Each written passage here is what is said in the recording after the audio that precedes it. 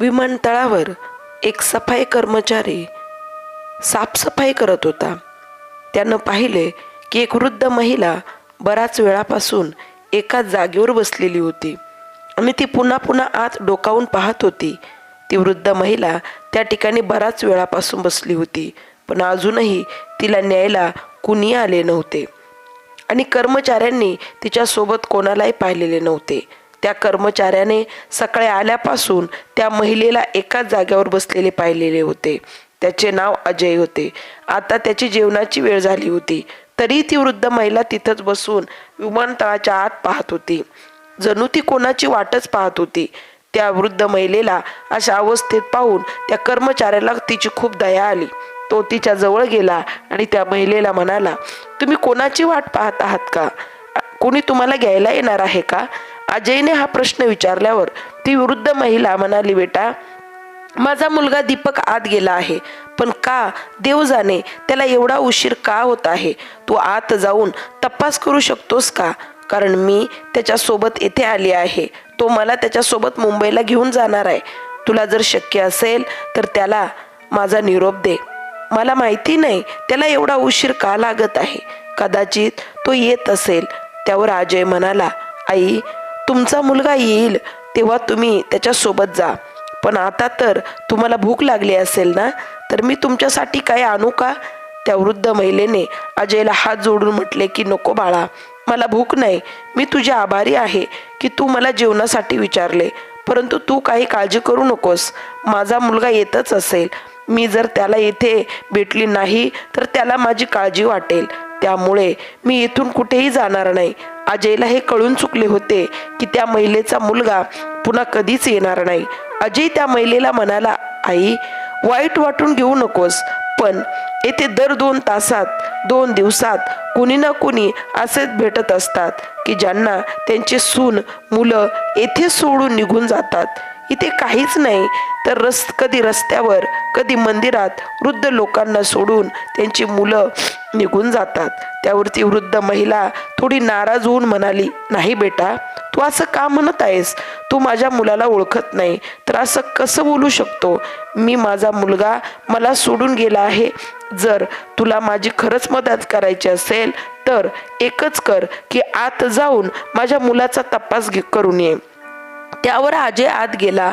परत येऊन म्हणाला, आई, मी बोललो होतो ना तुम्हाला की आत तुझा मुलगा नाहीये. हे ऐकून ती वृद्ध महिला थोडी नाराज झाली व स्वतःला समजावत म्हणाली, ठीक आहे, असेही असू शकते की त्याला काही महत्त्वाचे काम आले असेल. तो थोड्या वेळात परत येईल.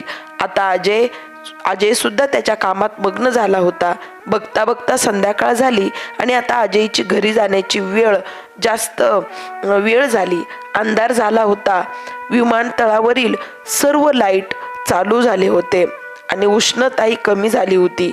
संध्याकाळच्या वेळी वातावरणात गारवा आला होता.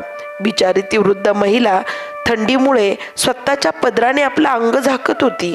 ती थंडीने थरथर कापत होती. अजय एक चांगला माणूस होता. तो त्या वृद्ध महिलेजवळ येऊन म्हणाला, आई, तुझं नाव काय? गाव तुला माहिती आहे ना? ती वृद्ध महिला म्हणाली, बाळा, माझं नाव अनुसया आहे आणि मी माझ्या मुलासोबत इथे आली होती. तो काही दिवसापूर्वीच मला गावातून शहरात घेऊन जाणार होता. मोठ्या मोठ्या शहरात त्याची बदली होत असते, त्यामुळे तो मला त्या ठिकाणी घेऊन जात असतो आणि मी आता इथे त्याचीच वाट बघत आहे. परंतु काय झालं कुणास ठाऊक, तो काही बाहेर येत नाहीये. अजय त्यांच्यावर कोणतीही जबरदस्ती न करता त्यांना नम्रपणे म्हणाला, आई, तुम्ही आता घरी येऊ शकता का? माझा छोटासा परिवार आहे. पत्नी आणि 2 मुलं आहेत.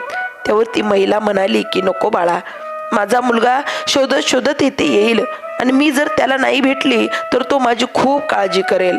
बेटा, तू तुझ्या घरी जा, मी ठीक आहे. अजयने त्या महिलेच्या अंगावर शाल दिली आणि तो तिला म्हणाला, आई, मला जर आता बेटाच म्हणत आहेस तर मी माझ्या जोडीदाराला जाऊन सांगतो. तुला खूप त्या ठिकाणी तो काळजी घेईल. तुला कोणत्या गोष्टीची आवश्यकता असेल तू त्याला सांग. थंडी खूप आहे, तुझी तब्येत खराब होऊ शकते. त्यावर अनुसयानं शाल पांघरली आणि एका ठिकाणी ती जाऊन बसली. तिने अजयला खूप सारे आशीर्वाद दिले. आता अजयलाही खूप उशीर होत होता.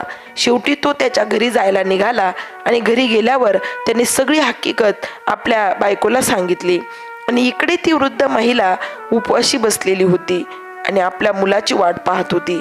तिने संपूर्ण रात्र आपल्या मुलाची वाट बघण्यात घालवली आणि आता तिला खूपच काळजी वाटू लागली, कारण या शहरात आपल्या मुलाव्यतिरिक्त कोणालाच ती ओळखत नव्हती. अजयने स्वतःहून तिला मदत केली होती, पण आता तोही त्याच्या घरी गेला होता. ती बिचारी वृद्ध महिला पूर्ण रात्र थंडीत बसून राहिली. दुसऱ्या दिवशी सकाळी अजय त्याच्या कामावर परतला तेव्हा त्याने पाहिले की अनुसया तिथेच बसलेली होती. अजयने आल्यावर त्या महिलेची विचारपूस केली व तिला त्याच्या मुलाबद्दल विचारले. अनुसया रडत रडत अजयला म्हणाली, नाही बेटा, माझा मुलगा अजूनही आला नाही. तेव्हा अजयने अनुसयाला पाणी पाजले व तिला शांत केले आणि म्हणाला की आई, मला तर कालच शंका आली होती. तुला विश्वास बसो अगर न बसो, पण तुझा मुलगा तुला कायमचा सोडून गेला आहे आणि आता तो पुन्हा कधीच परतणार नाही. हे ऐकून वृद्ध महिला जोरजोरात हुंदके देऊन रडू लागली. तिची अवस्था पाहून अजयला तिची खूप दया येत होती. तो शांत झाला आणि विचार करू लागला की ही वृद्ध महिला तिच्या नातेवाईकांकडे किंवा आपल्या गावी परत जाईल. एवढे बोलून अजय आपल्या कामासाठी परत निघून गेला आणि अनुसया तिथेच बसून रडत होती. ती अचानक बाकावरून खाली कोसळली आणि तिथे गर्दी जमा झाली. सगळे लोक येऊन तिला पाहू लागले. अजयही धावून आला आणि विमानतळावरील अन्य कर्मचारीही धावत आले.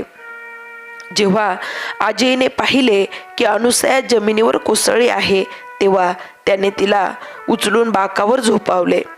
तेवढ्यात तेथे काही कर्मचारी डॉक्टरला घेऊन आले आणि डॉक्टरने सांगितले की ती महिला खूप कमजोर झाली आहे, ती बेशुद्ध झाली आहे.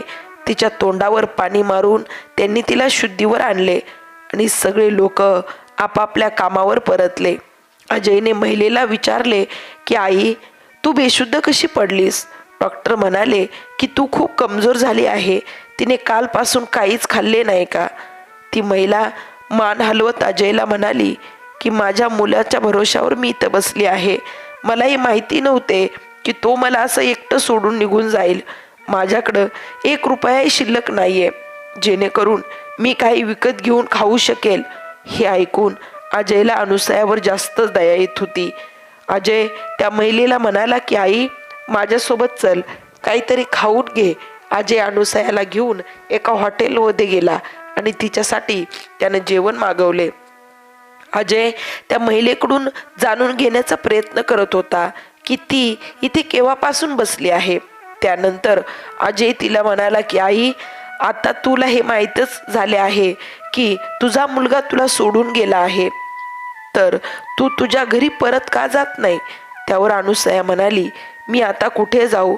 त्यावर अजय चकित होऊन म्हणाला, म्हणजे काय? त्यावर अनुसया म्हणाली की परदेशात जाण्याआधी दीपक जेव्हा मला गावी घ्यायला आला होता तेव्हा तो म्हणाला की आई, आता मी तुला कायमचंच घेऊन जाणार आहे, त्यामुळे आता आपण गावी परतणार नाही, म्हणून आपण हे घर विकून टाकूया. आता माझ्याकडे रस्त्यावर राहण्याशिवाय दुसरा कोणताच पर्याय उरलेला नाही. असं सांगता सांगता अनुसया ढसढसा रडू लागली. अनुसयाची अशी अवस्था पाहून अजयला खूपच वाईट वाटत होतं, पण तो काय करू शकणार होता? तो स्वतःच एक छोटीशी नोकरी करत होता, आपला परिवार सांभाळत होता, म्हणून तो काहीच बोलू शकला नाही. अजयने अनुसयाला शांत केले आणि जेवणाचे बिल देऊन तो तिथून निघून गेला. संध्याकाळी जेव्हा तो आपले काम उरकून घरी जायला निघाला तेव्हा त्यानं पाहिलं की एक वृद्ध महिला विमानतळाच्या बाहेर एका बाकावर बसली होती आणि काही कुत्रे तिच्या अंगावर भुंकत होती. ती स्वतःला वाचवण्याचा प्रयत्न करत होती. ती वृद्ध महिला घाबरत घाबरत त्या कुत्र्यांना पळवण्याचा प्रयत्न करत होती, पण कुत्र्याच्या भुंकण्यानं आवाजानं तेथील आजूबाजूचे सर्वच कुत्रे तिथे जमा झाले होते व तेही तिला भुंकू लागले. ती हळूहळू मागच्या पावलांनी सरकत होती.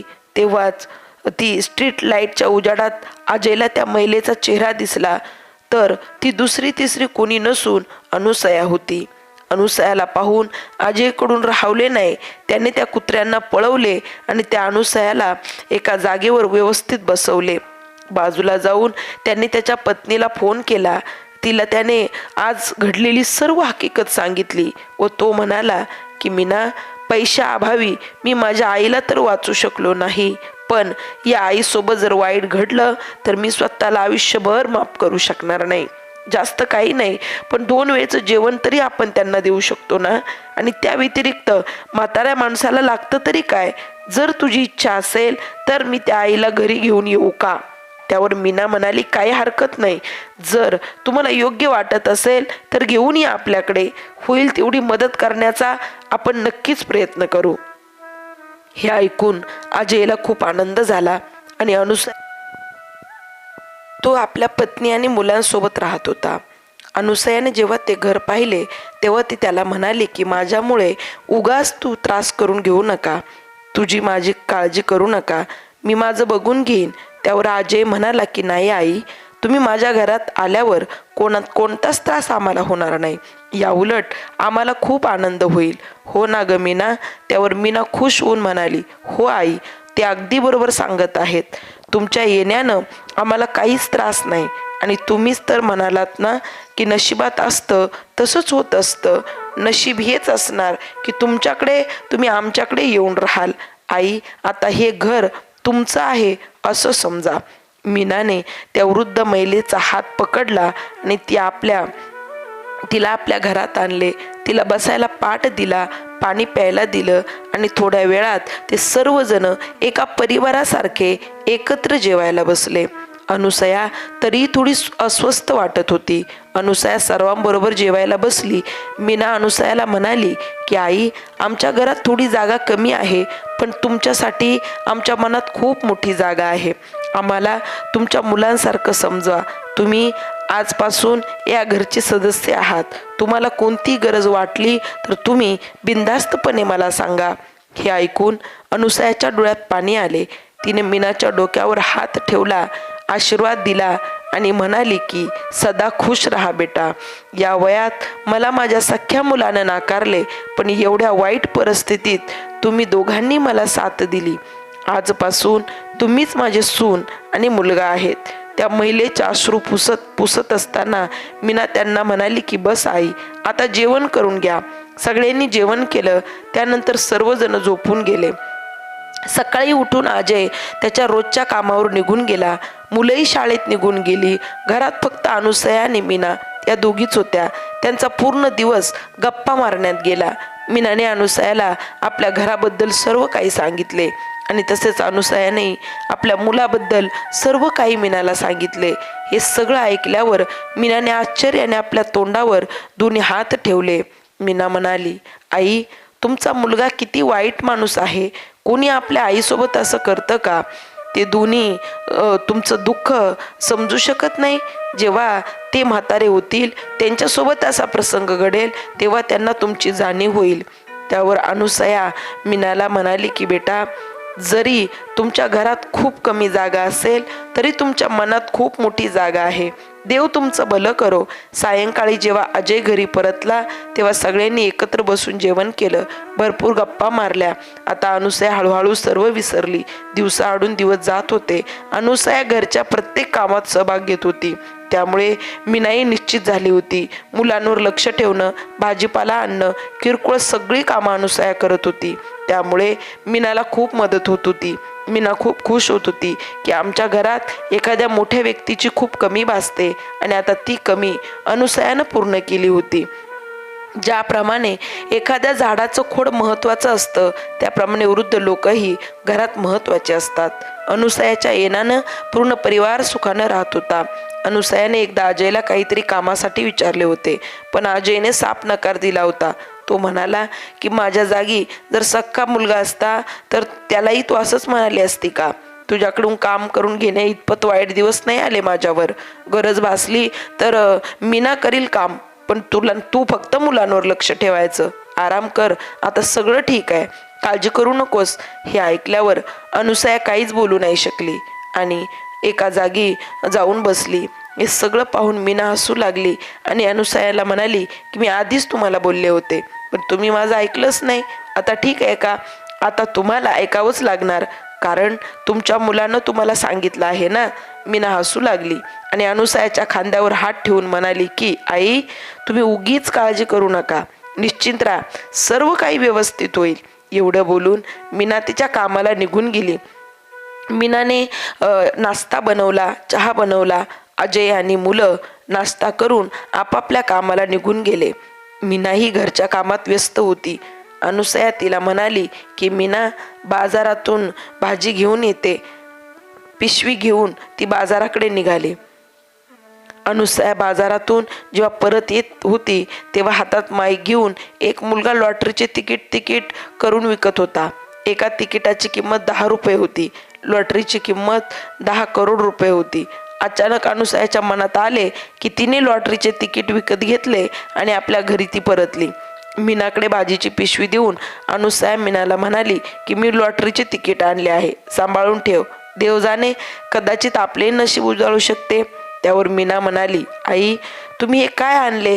हे सगळं खोटं असतं. मी आजपर्यंत कोणाची लॉटरी लागताना पाहिलं नाही. ठीक आहे, तुमची इच्छा आहे, मी हे सगळं सांभाळून ठेवते.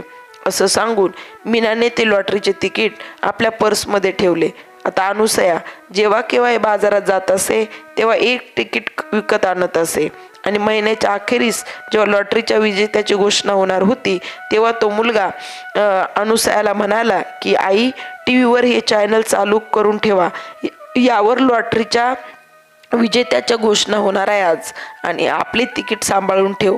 टीव्हीवर जो पत्ता सांगितला जाईल त्यावर आपल्याला जावे लागेल.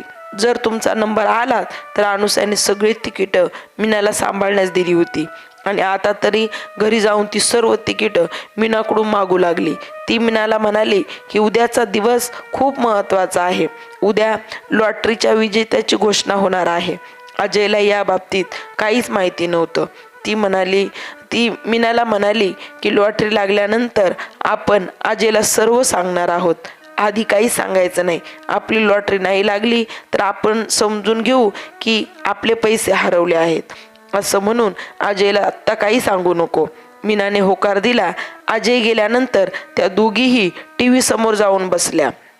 मीना ते 5ही तिकीट आपल्या समोर ठेवून बसली होती. जसे जसे ते विजेता घोषित करत होते तसे तसे मीना एक एक तिकीट तपासून पाहत होती. पहिल्या विजेत्याला 10 करोड मिळणार होते, दुसऱ्या विजेत्याला 5 करोड मिळणार होते आणि तिसऱ्या विजेत्याला 50 लाख रुपयांचं बक्षीस होतं. अनुसया आणि मीना हात जोडून बसल्या होत्या, देवाचे नामस्मरण करत होत्या. तिसऱ्या बक्षीस पासून विजेत्याचे नाव घोषित करणे सुरू झाले. त्यानंतर दुसऱ्या विजेत्याचे नाव घोषित केले, पण दोघीमध्येही अनुसयाचा नंबर आला नाही. पण अजून एक अपेक्षा बाकी होती. जसा की त्यांनी पहिला विजेता घोषित केला, त्या दोघीही डोक्याला हात लावून बसल्या, कारण पहिल्या नंबरचा विजेताही कोणी दुसराच होता. तिकिटाचा नंबर काही वेगळाच निघाला. मीनाने रागारागाने ते तिकीट फेकून दिले. तेवढ्या टीव्हीवर बोलणारा अँकर म्हणाला की माफी असावी, छोटीशी चूक झाली आहे. पहिल्या नंबरच्या लॉटरीचे तिकिटाचे नंबर काही वेगळे आहेत. आमच्याकडून सांगण्यात चूक झाली आहे. आणि त्यांनी नंबर सांगण्यास सुरुवात केली आणि जसा की त्यांनी नंबर सांगितला तशी तशी मीना आणि अनुसया दोघी आश्चर्यचकित झाल्या, कारण अनुसयाने कालचे तिकीट आणले होते तेच तिकीट पहिल्या नंबरचा विजेता घोषित ठरले. हे पाहून त्यांना खूप आनंद झाला आणि त्यांच्या आनंदाला पारावार राहिला नाही. आनंदाच्या भरात दोघी उड्या मारू लागल्या. तेवढ्यात अजय घरी आला. तो आपले काही कामाचे कागद घरीच विसरला होता. ऑफिसवाले त्याच्याकडून ते कागदपत्र बऱ्याच दिवसापासून मागत होते आणि तो रोज विसरून जात होता. पण आज आठवणीने तो ते कागदपत्र घेण्यासाठी घरी आला होता आणि आईला आणि पत्नीला एवढे खुश पाहून त्यालाही आनंद झाला आणि आनंदाच्या भरात तो त्यांना म्हणाला की एवढे खुश होण्याचे कारण आहे तरी काय, मला कळू देत. तेव्हा मीना त्याला म्हणाली, आता तुम्हाला ही छोटीशी नोकरी करण्याची काही गरज नाही, कारण आता आपलं सगळं व्यवस्थित होणार आहे. तेव्हा अजय तिला दूर सारत म्हणाला की तू हे काय करत आहेस? अनुसया हसत हसत त्याला म्हणाली, अरे बेटा, जर तू ऐकशील तर तुझ्या या आनंदाला सीमा उरणार नाही. तेव्हा अनुसयाने त्याला लॉटरीचे तिकीट दाखवले आणि तो नंबरही दाखवला. ते पाहून अजयलाही विश्वास बसला नाही. अजय म्हणाला की खरंच आपली लॉटरी लागली आहे. त्यावर अनुसया म्हणाली, हो बेटा, आता आपले वाईट दिवस संपले म्हणून समज. तू आता कामातून सुट्टी घे. आपल्याला त्या लॉटरीच्या ऑफिसमध्ये जायचे आहे, जिथे आपल्याला पैसे मिळतील. अजयने ऑफिसला फोन केला. त्याला सुट्टी मिळाली. अनुसयाला घेऊन अजय त्या ऑफिसमध्ये पोहोचला. प्रथम, द्वितीय आणि तृतीय लॉटरीचे विजेता तिघेही तिथे उपस्थित होते. अनुसयाचा मुलगा मुंबईतच राहत होता, पण आपल्या गावाकडची माहिती घेण्यासाठी तो बातम्या पाहत असे. जसे ही टीव्हीवर त्याने आपल्या आईला पाहिले, तो आश्चर्यचकित झाला. आणि जेव्हा त्याला हे माहिती झाले की आपली आई 10 करोड रुपये जिंकली आहे, त्याला खूप आनंद झाला आणि तो गावी परत आला. पण त्याला आपल्या आईचा पत्ता माहीत नव्हता. त्याने विमानतळावर चौकशी केली व त्याला आपल्या आईचा पत्ता मिळाला. तो अजयच्या घरी जाऊन पोहोचला, पण तिथे कोणीच नव्हते. आणि काय राहतील ते? आपण एखाद्या करोडपतीला एवढ्या छोट्याशा घरात राहताना कधी पाहिले आहे का? तर नाही. तर ती त्यांची मजबुरी होती, पण आता त्यांची परिस्थिती पूर्णपणे बदललेली होती. शेजारी विचारपूस केल्यावर अनुसयाच्या मुलाला असे माहिती झाले की अजय आणि त्याचा परिवार एका हाय सोसायटीत राहायला गेले आहेत. तिथे त्यांनी स्वतःचे घरही घेतले आहे. अनुसयाचा मुलगा त्या पत्त्यावर पोहोचला.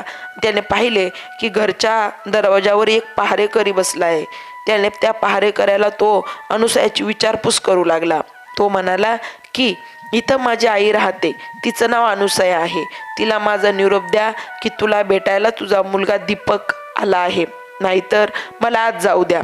पण त्या पहारेकऱ्याने त्याला बाहेरच थांबवले आणि म्हणाला की हे बघ, मी फोन करून विचारतो, तोपर्यंत तू इथंच थांब.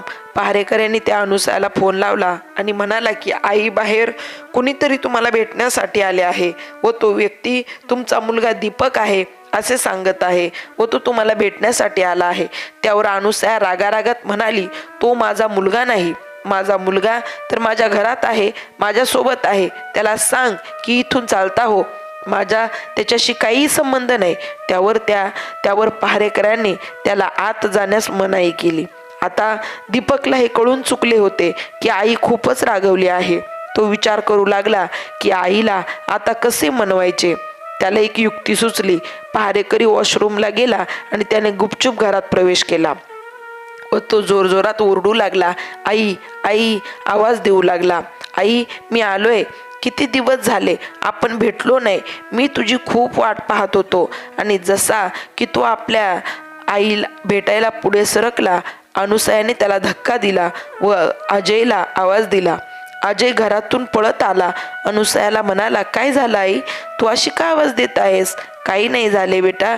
तेव्हा अनुसयाने दीपककडे बोट दाखवत म्हणाली, या नालायकाला घराच्या बाहेर काढ. मला याची तोंड पाहायची सुद्धा इच्छा नाही. अजयला काही सुचत नव्हते आणि दीपक अनुसयाच्या पुन्हा पुन्हा पाया पडत होता आणि माफी मागत होता. तेव्हा अजय त्याला म्हणाला की तू तो नालायक आहेस की ज्याने आपल्या आईला विमानतळावर सोडले आणि निघून गेला. तू आईला सोडताना हाही विचार केला नाही की ती कोठे जाणार, ती कशी राहणार. तू तिला एकटे मरायला सोडून निघून गेलास आणि आता तुला तिची आठवण झाली. वा, तू इथे का आला आहेस हे मला चांगलेच माहिती आहे. म्हणून तू ताबडतोब इथून निघून जा, नाहीतर मी तुला जिवंत सोडणार नाही. त्यावर दीपकने चाकू घेऊन आपल्या हातावर ठेवला. अनुसयाला म्हणाला की आई, जर तुम्हाला माफ केले नाहीस तर मी स्वतःचा जीव घेईन. त्यावर अनुसया त्याला म्हणाली की तुझ्यासारखा स्वार्थी मुलगा कधीच कोणासाठी मरू शकत नाही. या उलट तू दुसऱ्यांना मारायला तयार होशील. मला चांगलंच माहिती आहे की तू हे नाटक कशासाठी करत आहे. दीपकने तो चाकू आपल्या मानेवर लावला आणि म्हणाला की आई, मीच तुझा मुलगा आहे आणि आता तुझ्या सोबतच राहणार. जर तू हे मान्य केले नाही तर मी स्वतःचा जीव घेईन. आई तुम्हाला फसवून देईन, नाहीतर मलाही माझ्यासोबत घरात राहू द्या, अथवा तुला मिळालेले लॉटरीचे सगळे पैसे मला दे, मी इथून निघून जाईल. जसा की अजयला त्याचा धक्का बसला. अजय त्याला धक्का द्यायला पुढे आला. त्याने अजयचा हात पकडला आणि गळ्यावर चाकू ठेवून अनुसयाला म्हणाला, जर तू मला बक्षिसाचे पैसे दिले नाही तर मी याचा जीव घेईन.